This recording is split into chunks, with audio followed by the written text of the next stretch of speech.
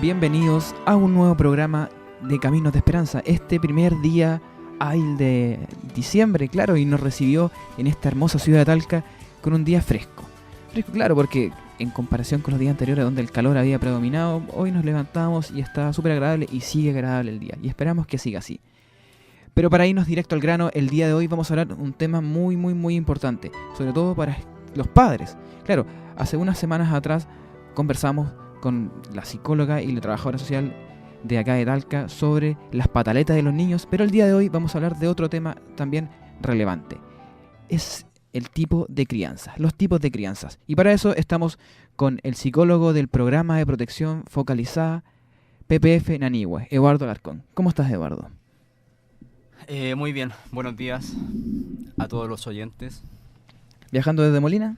Viajando de Molina, sí, temprano. ¿Qué te pareció? ¿Cómo te gustó el recibimiento de Talca? ¿Fresquito? A mí siempre me ha gustado Talca. ¿Sí? Claro, yo estudié acá, entonces tengo un cariño especial por la ciudad. Sí, es agradable. Me alegra venir a Talca. Los días anteriores había estado súper caluroso, entonces 36 grados, 38 creo que dicen por ahí. Entonces que esté así, súper fresquito. Para comenzar, son las 11:05 y vamos a irnos directo al grano. Eduardo, cuéntanos, ¿qué entendemos nosotros como crianza? Por crianza.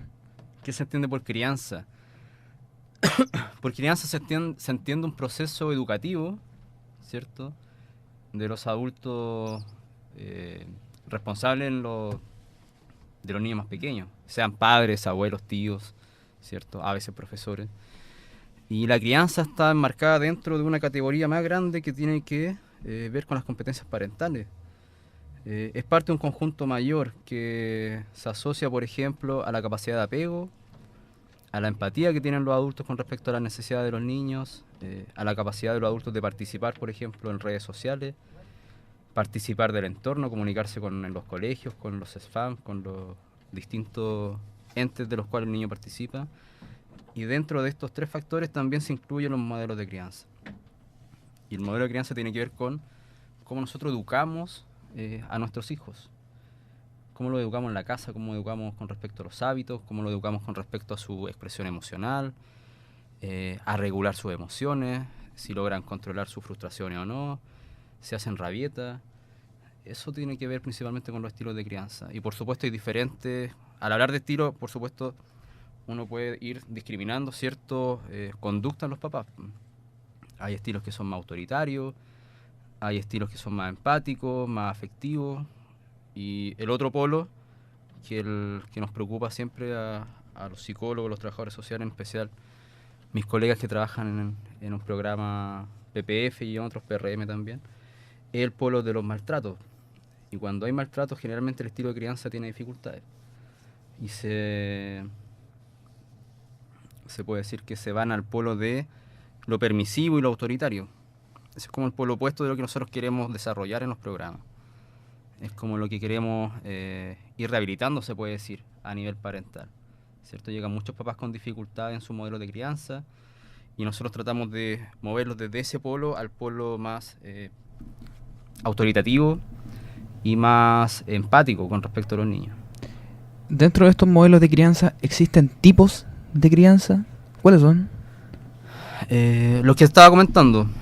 Existen estilos de crianza y diferentes teorías al respecto y diferentes modelos explicativos. Y yo estoy muy de acuerdo y lo utilizo mucho en sesión con las familias. El distinguir 4 estilos de crianza. Como te decía, autoritativo, negligente, permisivo y autoritario. Y estos estilos de crianza influyen en las conductas de los papás. Y las conductas de los papás yo generalmente las categorizo en 2 factores, que son el control y la exigencia hacia los niños y también la comunicación y el afecto. Son esos 2 polos. Entonces yo siempre miro a los papás con respecto a eso, cómo ellos se comunican con sus hijos, cómo le expresan su afecto y cómo también tratan de controlar o modular las conductas de los niños. Entonces el desafío es tratar de pasar, por ejemplo, del polo negligente al autoritativo.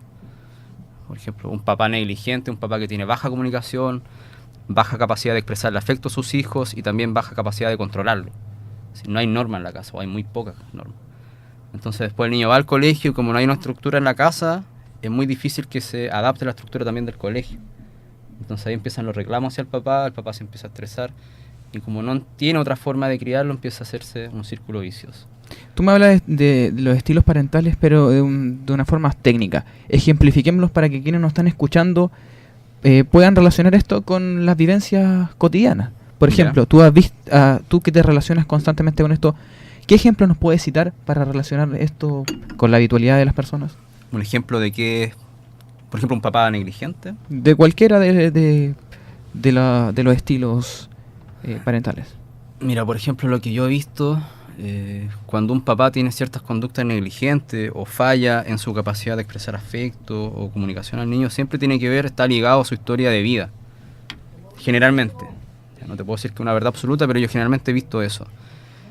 De que los papás que tienen conducta maltratante o negligentes tuvieron también una vida, una infancia expuesta al maltrato. ¿Ya? Y lamentablemente, durante su proceso de desarrollo, en su etapa adulta, no pudieron o jamás estuvieron relacionados con entornos que le pudieran mostrar otra forma de relacionarse. Entonces este estilo se empieza a ir heredando. El papá sufrió una infancia maltratante, como no logró aprender otra forma, la mantiene con sus hijos y sus hijos están aprendiendo lo mismo. Y ahí entra un poco, que es lo que yo he visto, la influencia de los colegios, de las juntas de vecinos, a veces del equipo de fútbol donde va el niño, donde hay otros adultos, aparte del papá, que también pueden ser modelos de crianza para el niño. ¿Ya? Entonces ahí hablamos de coparentalidad, o sea, no es solamente el padre biológico quien puede criar o mostrar un estilo educativo al niño, sino que también son otros profesionales. Muchas veces hay papás que, no sé, tienen muchas dificultades, pero el niño va a un buen colegio, y no hablo de un buen colegio a nivel económico, sino que hay un profesor preocupado por ese niño. Se vincula con ese niño más allá de lo académico, y lo empieza a educar, lo empieza a tratar de otra forma, y el niño aprende a relacionarse con él de una forma distinta como lo hace en su casa. Entonces ya eso le permite ir, ¿cierto?, creando un mapa cognitivo que le digan, bueno, mi papá me trata así, pero también hay personas que me tratan de otra manera. Tú me dices entonces que muchos estilos son hereditarios.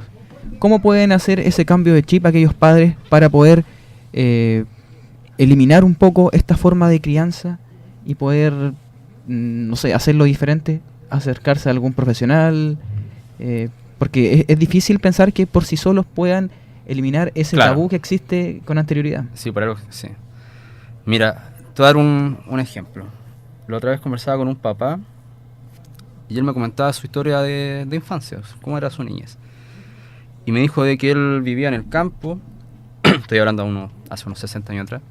Su papá era muy maltratante con él. No lo mandaba al colegio, lo hacía trabajar en el campo, lo golpeaba, maltrataba a su madre.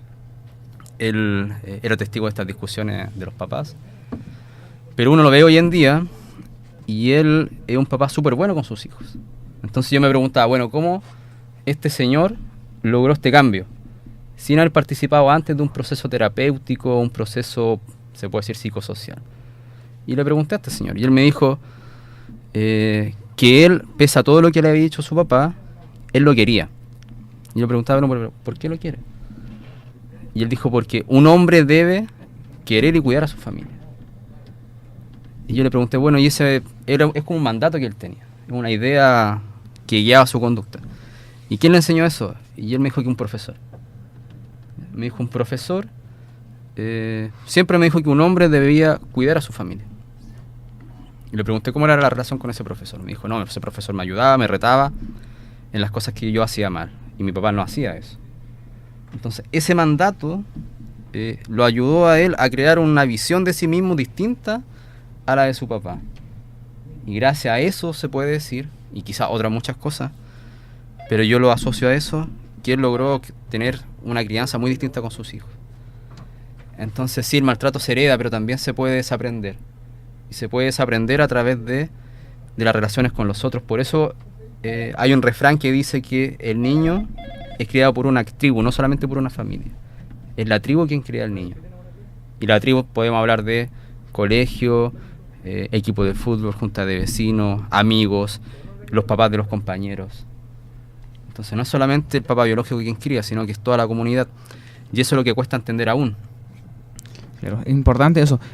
Vamos al proverbio que tú señalabas, porque dice, hace falta toda una aldea para criar a un niño. ¿A eso Sí. hacía referencia tú? A eso hacía referencia. La participación social que tiene, la injerencia social que tiene en la crianza de un niño. Claro, cómo la sociedad ve a los niños, principalmente, que ha cambiado mucho. Bueno, hoy en día todavía existe un alto porcentaje de maltrato y de denuncia con respecto a vulneraciones de derechos hacia los niños. Pero hay muchas cosas que han ido cambiando. Si comparamos, no sé, el Chile de ahora al Chile de hace unos 40 años atrás, hay una visión muy distinta sobre la infancia. Y ese refrán, pese a que es muy antiguo, porque es un refrán africano que lo cita una antropóloga en una introducción de un libro de Barudi, es muy actual porque obviamente la sociedad es la que va protegiendo a estos niños. Una familia que tiene conductas maltratantes, que se aísla, que no participa de las reuniones de apoderados, que no participa de sus vecinos, que trata de mantener este maltrato en secreto, obviamente que si la comunidad se preocupa, si la comunidad se relaciona con esa familia, con ese niño, eso se puede ir interrumpiendo. Tenemos un llamado, es bueno hacer esto, relacionarnos con los auditores. Bueno. Estamos... ¿Aló? Aló, sí, buenos días. Buenos días, ¿cómo está? Bien, ¿ustedes cómo están? Bien, gracias. ¿Tiene alguna consulta? Sí, mire, bueno, yo escucho siempre la radio, soy un fiel auditor de usted y me interesó harto este tema. Mire, yo, bueno, no soy tan de edad, yo soy del año 87. Yo me crié con mi abuelo en el campo igual. Y el tema es que yo también sufrí harto maltrato de parte de ellos. Personas antiguas ya de edad se criaron con ese tema. Y aparte que mi abuelo igual era maltratador de mi abuela, entonces mi abuela de repente se descargaba con nosotros. Entonces, como ustedes están hablando ahí de que uno hereda de repente lo que es el tema del maltrato, yo creo que uno puede controlar eso. Claro. Yo tengo 2 maravillosos hijos ahora y... No, yo con ellos obviamente soy estricto, pero de ya maltratarlos y esas cosas, no, porque a mí no me gustaría que ellos vivieran lo que yo viví. Entonces creo que por esa parte también uno tiene que pensar bien las cosas antes de hacerlo. Claro, eso es el ejemplo que estábamos dando de este señor de que vivió mucho maltrato con su papá en el campo y que logró salir fortalecido de eso. Y que era eso me pasó a mí. Claro, eso le pasó a usted. Claro, yo salí fortalecido, o sea, yo siempre dije, no, yo nunca voy a maltratar a mi hijo. Obviamente un palmazo en el traste de repente no es malo, pero allá así como le pegaban a uno, claro. No. Y seguramente usted durante su proceso de vida tuvo muchas experiencias que lo hicieron tener ese pensamiento que nos está comunicando, ¿cierto? Yo no quiero que mis hijos vivan lo que yo viví. Es que uno sufre mucho, cuando uno es chico y le pasan estas cosas, sufre porque no hay nadie que lo apoye, ¿no? Sobre todo cuando tiene a su mamá lejos y esas cosas así. Claro, y eso se genera mucho por empatía. No quiere que ver reflejado el sufrimiento que tuvo cuando pequeño en sus hijos a futuro, o en realidad en los familiares en el entorno, puede ser en la esposa, en los sobrinos y cosas así. Y es bueno que ocurra. Mira, disculpa, hay que preguntarse también qué hace que disculpa, ¿tu nombre cuál es? Luis. ¿Qué hace que Luis tenga esa capacidad de reflexión y qué hace que otras personas no la tengan? Eso yo creo que es lo que hay que pensar. ¿Qué mantiene la herencia o que se transmite el maltrato? Por ejemplo, Luis lo interrumpió. En algún momento tuvo que haber tenido una experiencia o muchas experiencias que le hicieron decir, bueno, yo no quiero esta vida para mis hijos. Pero hay otras personas que lamentablemente no tienen o no han tenido la oportunidad de reflexionar con respecto a eso. Y tener ese cambio de chip. Y tener ese cambio de chip, se puede decir. Yo creo que lo más importante es tener el cambio de chip. Yo creo que uno tiene que mentalizarse más allá y decir, no, yo no quiero que esto le pase a mi hijo por el sufrimiento que uno vivió, más que nada. Claro. Pero eso más que nada quería compartir mi experiencia personal. Claro, y muy bueno, me parece muy bueno lo que hacen. Muchas gracias. Gracias a usted por comunicarse con nosotros. Y hasta luego, esté bien. Hasta luego, esté bien, gracias. Bueno, es bueno que pase esto, que la gente quiera relacionar y comunicarse con nosotros. Bueno, y grafica lo que estábamos hablando también, que le debe pasar a mucha gente. Claro. Son las 11:18. Agradecemos a toda la gente que se comunica con nosotros. También pueden hacerlo al 71-261-3757. Nos pueden llamar y ahí contarnos su experiencia, hacer consultas con nuestro profesional Eduardo Alarcón, psicólogo del PPF Nanihue de Molina. Así que nosotros nos vamos a ir a un temita musical para seguir hablando sobre este tema súper importante, sobre todo para los papitos. en Radio Chilena del Maule. Estamos de vuelta en este programa Caminos de Esperanza y el día de hoy estamos hablando sobre los tipos de crianza junto a Eduardo Alarcón, quien viene desde Molina. Y por eso les vamos a recordar que allá la gente nos escucha desde el 92.1. Así que quienes tengan sus dudas también se pueden contactar con nosotros al 71-261-3757 para hacer consultas, igual como lo hizo Luis hace unos minutos atrás. Luis. Claro. Sigamos con esta conversación, porque claro, estábamos hablando de la relación que tiene la comunidad y a eso mismo queremos indagar. ¿Por qué es importante integrar a la comunidad en la crianza?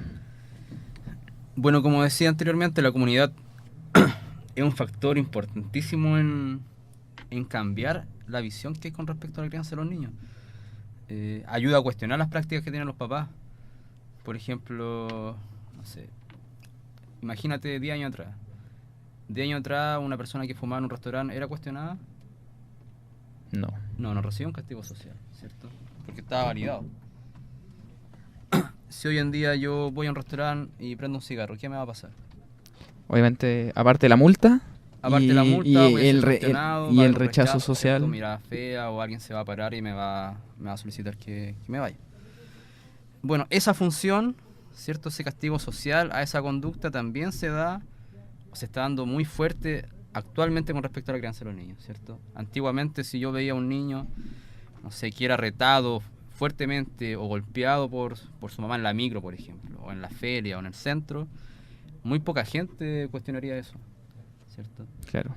Hoy en día, si esa conducta ocurren, obviamente yo lo he visto, he visto de las dos formas, gente que cuestiona, que interrumpe eso y gente que lamentablemente lo ve y no reacciona al respecto.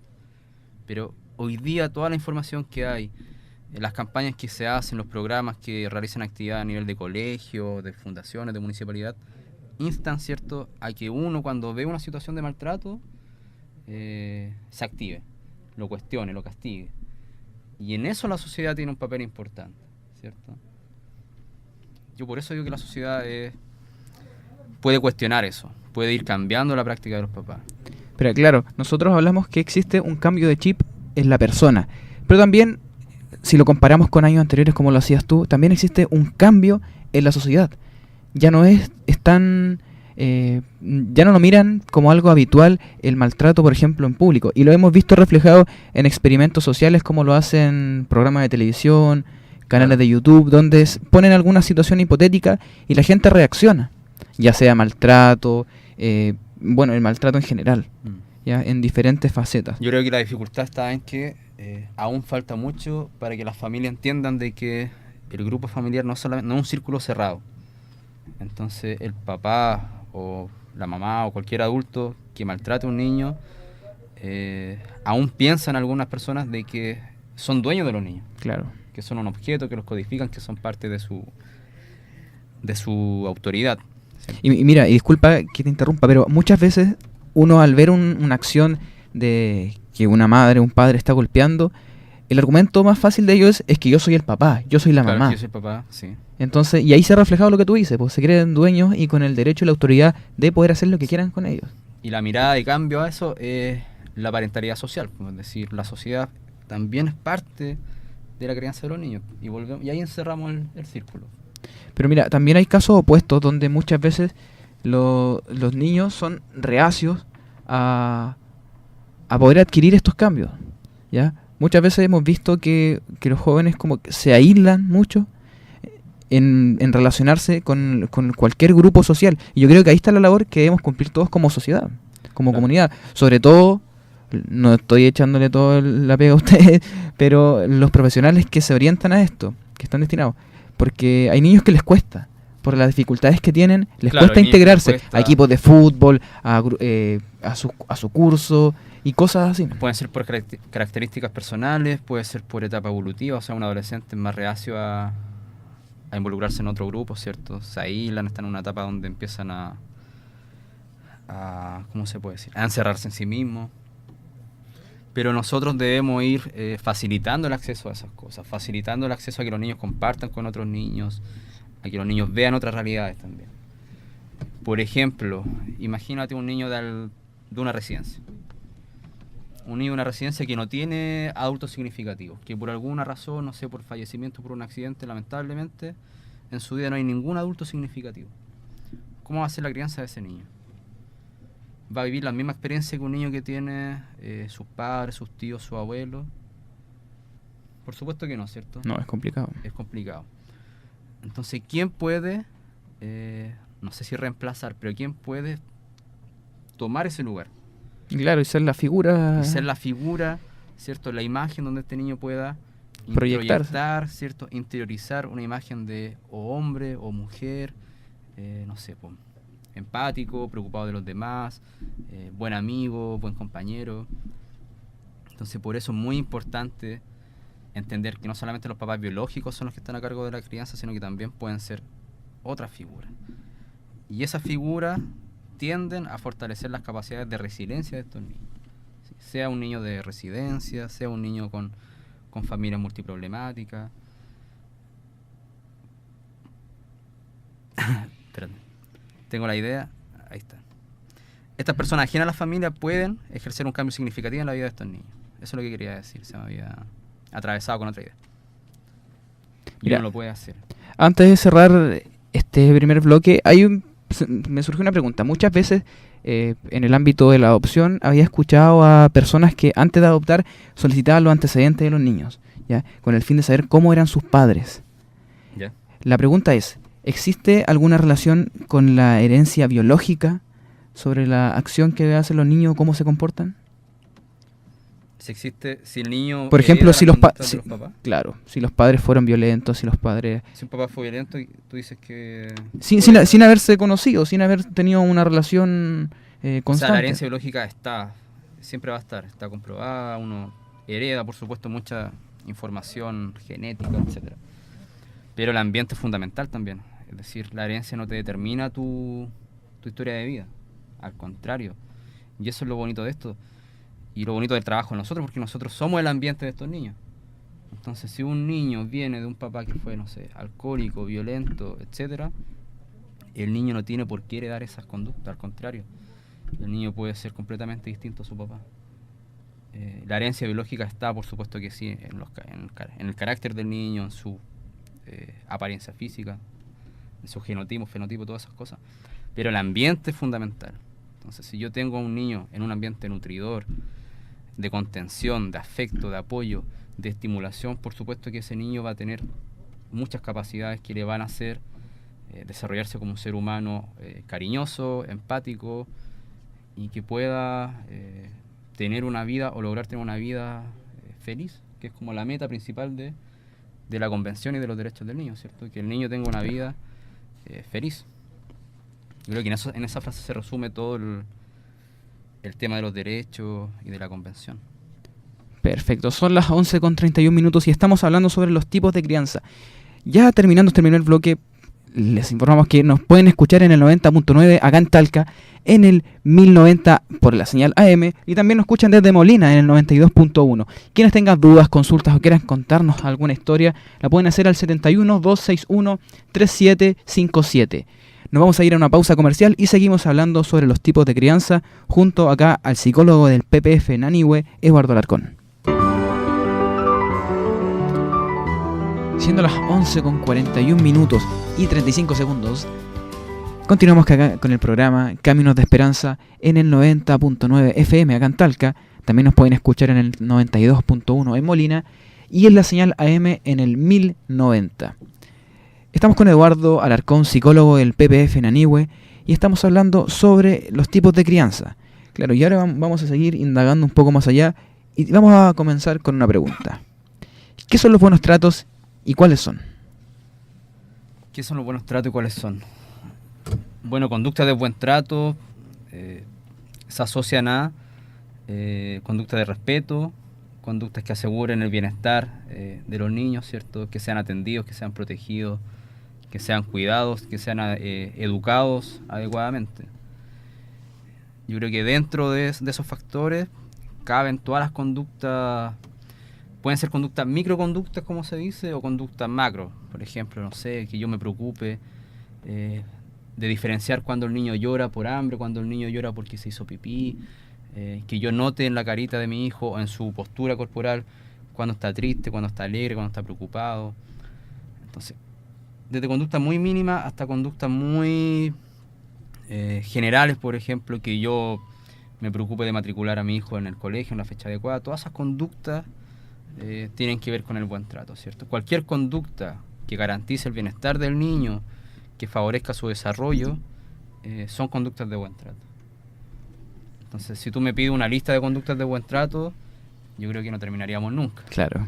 Porque son conductas que van desde cambiar pañales en el momento adecuado, ¿cierto? Muy distinto cambiar un pañal después de 8 horas de que el niño se hizo en sus pañales, a cambiarlo en el momento justo. Claro, pero ¿se puede malinterpretar esto de buenos tratos con la malcrianza, con darle el gusto a los niños? ¿Darle el gusto a los niños como algo malo? Claro, muchas veces como que se les sobreprotege y se le dan cosas que no se deberían. Por ejemplo, cuando vemos que niños pequeños tienen acceso a la tecnología. Niños de 3, 4 años con celulares, tablets, notebook, y tienen acceso a un mundo que no les corresponde a esa edad. Es que eso habla también de los tiempos actuales. Por ejemplo, en mi infancia yo no tenía acceso a eso porque no estaban. Hoy en día es de fácil acceso, todas las familias pueden tener estos artefactos, pero depende del criterio del adulto. Yo no puedo señalar de que un tablet o un celular le haga mal a un niño. Si se ocupan en una frecuencia, ¿cierto?, con una regularidad adecuada. Pero si yo tengo a mi hijo todo el día en el tablet, sin control, que puede tener internet y puede ver cualquier cosa, por supuesto que va a ser negativo. Entonces la tecnología hace daño siempre y cuando el adulto a cargo no lo monitoree, no lo regule. Si no, ¿cómo se puede decir? No hablaría en contra de la tecnología. También hay aplicaciones, por ejemplo, que se pueden descargar en tablet, en celulares, que estimulan, por ejemplo, la capacidad visual de los niños, ayudan a reconocer colores, números, letras. Claro, para hacerlo más dinámico. Hay aplicaciones educativas también en los celulares, entonces no todo es malo de la tecnología. Se transforma en algo malo cuando el adulto no lo controla. O cuando, por ejemplo, para que el niño se quede tranquilo, en vez de pasar unas horas de juego con él, le dice, ¿sabes qué? Toma el celular y yo voy a ver, no sé, el partido del fin de semana.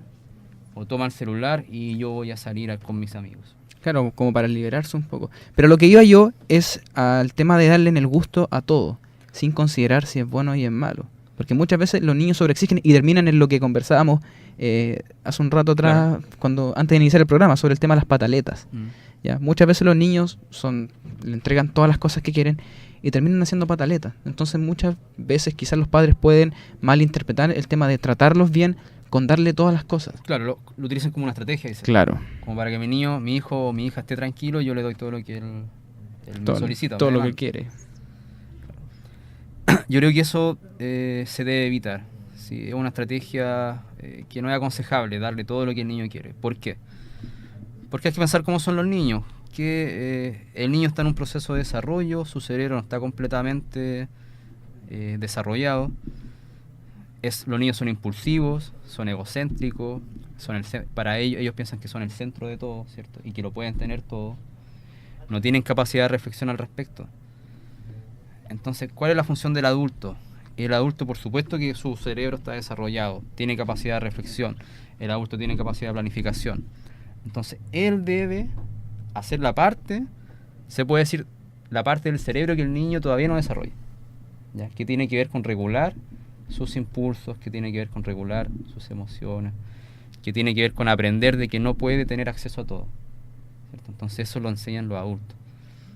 Lamentablemente, también en la crianza hay que tomar en cuenta de que a veces hay muchos factores ambientales que influyen negativamente.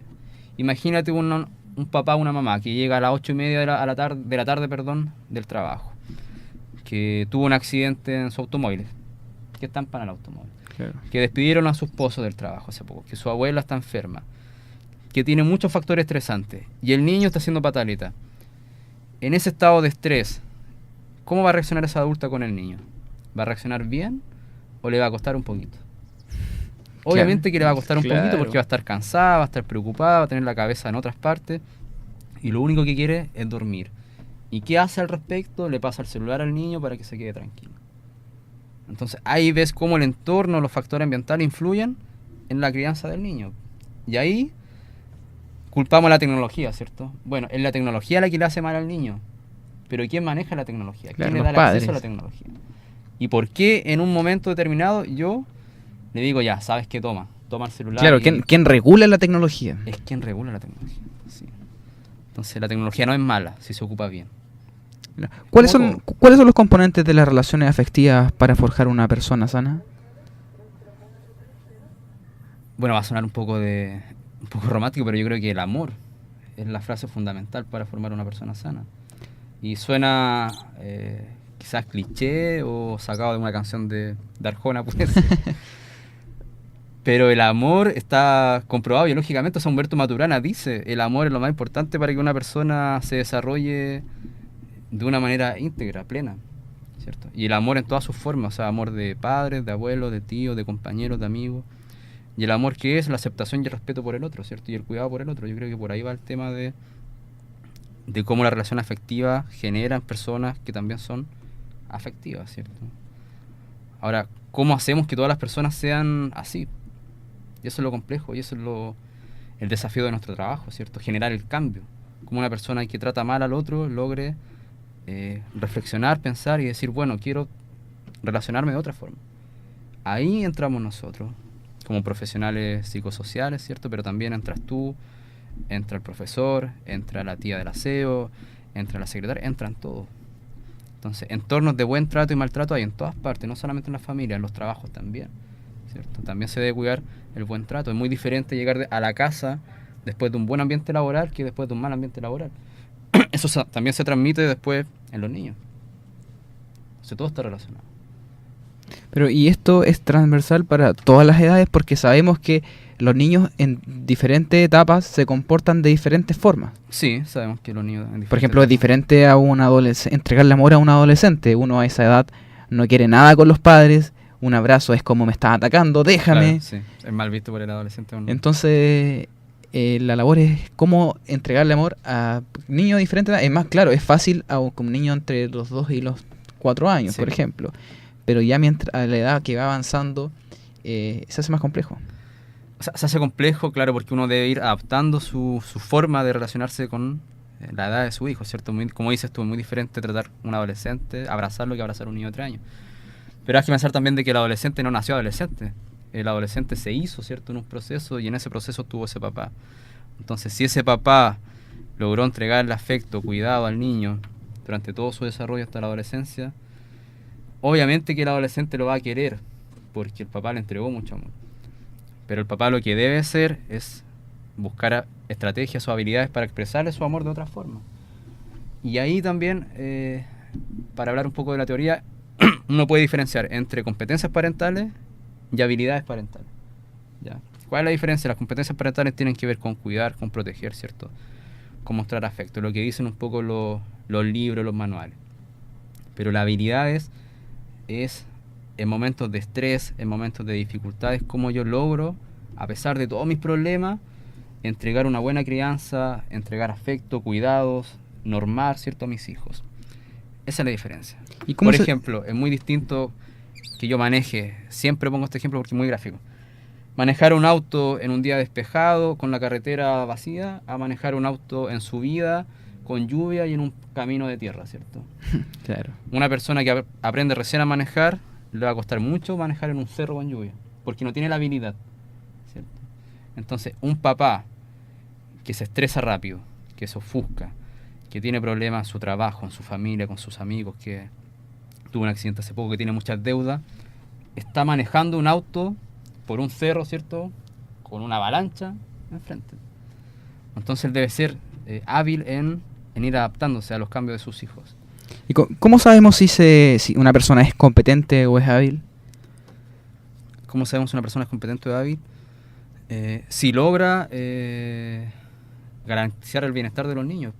Yo creo que esa es la premisa. Una persona competente parentalmente logra satisfacer las necesidades de sus hijos. Y no hablo de necesidades materiales, sino que hablo de necesidades afectivas, ¿cierto?, de los cuidados básicos. Ahora, una persona hábil logra superar sus dificultades ambientales y más encima refuerza sus habilidades o sus recursos con respecto a la crianza de los hijos. Por ejemplo, yo puedo decir, no sé, yo no soy papá todavía, pero puedo decir, a futuro yo creo que voy a ser una persona competente parentalmente. ¿Ya? ¿Por qué? Porque mis papás me criaron con respeto, porque tengo ciertos valores, porque en mi trabajo me tratan bien, porque mis amigos también. O sea, me manejo en un entorno de buen trato. Pero ¿qué pasa si a futuro yo quedo sin trabajo? ¿Qué pasa si a futuro yo tengo un accidente que no me permite caminar? O me enfermo, o si mi señora, no sé, tiene cualquier dificultad. ¿Voy a ser competente parentalmente o esos van a ser obstáculos para que yo pueda garantizar las necesidades de mis hijos? Obviamente que van a ser obstáculos. Y ahí entra mi habilidad. Bueno, ¿cómo yo sorteo esto? ¿Cómo yo manejo estas dificultades? Tengo apoyo familiar, tengo apoyo... Y ahí entra también, volvemos al entorno o a la sociedad. Claro. Tengo un apoyo en dificultades, en momentos difíciles. Tengo apoyo externo. Si lo tengo, por supuesto que voy a salir más rápido de esa situación. Pero si yo estoy solo, si yo me aíslo, si yo estoy peleado con todos mis familiares, si no tengo relaciones de amistad positivas, si yo en mi trabajo no tengo relaciones positivas, ¿alguien va a acudir a mí cuando yo solicite ayuda? No. Entonces, volvemos al entorno, al ambiente, siempre va a ser un factor protector. Y el no tenerlo es complicado.